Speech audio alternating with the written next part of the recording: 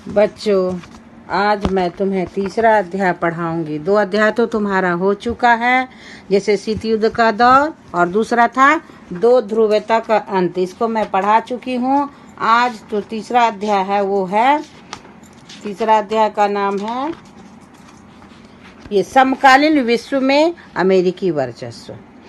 अब क्या है, अब पहले भी तुम लोगों को बता चुकी हूँ कि 2 ही महाशक्ति हमारे बचे हुए थे, जो इसमें एक अमेरिका था, दूसरा रूस था। लेकिन रूस के विघटन के बाद इकलौता कौन बच गया देश? तो अमेरिका बच गया। तो उसी का वर्चस्व के बारे में आज मैं तुम्हें बताऊंगी। तो शीत युद्ध की समाप्ति के बाद 2 ध्रुवता का क्या हो चुका था? अंत। सोवियत संघ के विघटन से हो गया। सोवियत संघ के बिखर जाने से संयुक्त राज्य अमेरिका की शक्ति को चुनौतियां देने वाला कोई भी शक्तिशाली देश नहीं रह गया। इस प्रकार विश्व राजनीति में अमेरिका अर्थात संयुक्त राज्य अमेरिका का वर्चस्व का दौर प्रारंभ होता है। इसे ही एक ध्रुवीय विश्व का दौर भी कहा जाता है। इस अध्याय में हम अमेरिकी प्रभुत्व की प्रकृति, विस्तार और सीमाओं को समझने की कोशिश करेंगे। इसके साथ साथ एक ध्रुवता का विकास, अफगानिस्तान, प्रथम खाड़ी युद्ध, 9/11 के वर्ल्ड ट्रेड सेंटर घटना के विरुद्ध प्रतिक्रिया, इराक पर आक्रमण आदि बातों की चर्चा करेंगे। आर्थिक एवं वैचारिक स्तर पर अमेरिका का वर्चस्व एवं उसकी चुनौतियां तथा संयुक्त राज्य अमेरिका के साथ भारतीय संबंधों की कहानी व नया दौर का अध्ययन भी करेंगे। अंत में अमेरिका के वर्चस्व से कैसे निपटा जाएगा, इस संबंधों में भी विद्वान के अभिमत का वर्णन करेंगे। अब एक ध्रुवता का विकास। नई विश्व व्यवस्था की शुरुआत। शीत युद्ध के दौरान अधिकतर मामलों में अमेरिका ने चुप्पी साध लेने की नीति अपनाई।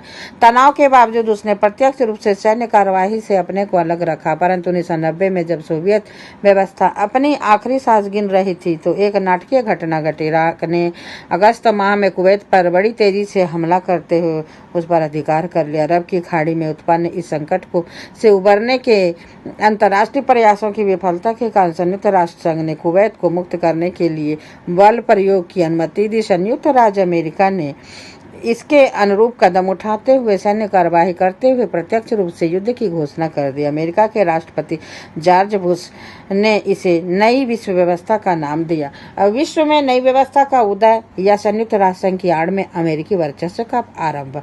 अब सोवियत संघ के विघटन के पश्चात संयुक्त राष्ट्र संघ की आड़ में अमेरिकी वर्चस्व उभरने लगा। इस कथन की पुष्टि में अगस्त 1990 के खाड़ी युद्ध की घटना का निम्नवत उल्लेख किया जा सकता है। पहला है खाड़ी युद्ध में संयुक्त राष्ट्र संघ की भूमिका। उक्त घटना में इराक ने कुवैत पर आक्रमण कर लिया था और वह कुवैत के महत्वपूर्ण ठिकानों पर कब्जा करता जा रहा था। संयुक्त राष्ट्र संघ ने कूटनीतिक तरीके से इराक के राष्ट्रपति सद्दाम हुसैन को समझा बुझाकर युद्ध विराम करने की सलाह दी, लेकिन वह न माने और उन्होंने आखिरी दम तक युद्ध विराम न करने की कसम खा ली। यह देखकर संयुक्त राष्ट्र संघ के पश्चिम के सदस्य देशों को आदेश दिया गया कि वे बल प्रयोग करके कुवैत को आजाद कराएं। प्रथम खाड़ी युद्ध के नाम से चर्चित इस घटना में विश्व के 34 देशों की 6,60,900 सैनिकों वाली विशाल संयुक्त सेना ने ऑपरेशन डेजर्ट स्टार्म के तहत इराक पर चढ़ाई कर दी। यह देखने को मिला कि इस विशाल सेना का प्रधान सेनापति अमेरिका के जनरल नॉर्मन स्कार्ज़कॉव बने और इस संयुक्त सेना के लगभग 75% सैनिक अमेरिकी फौज के ही थे। इस सेना ने शीघ्र ही इराक सेना को कुवैत की भूमि से पीछे खदेड़ दिया और कुवैत को मुक्त करा लिया।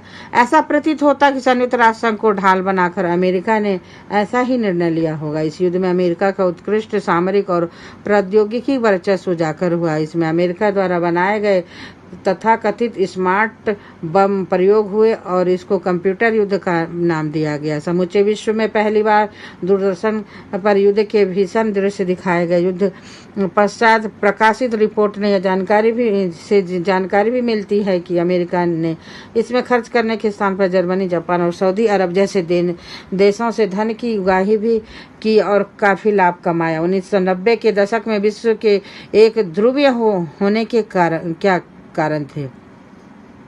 पहला, जैसे शीत युद्ध की समाप्ति।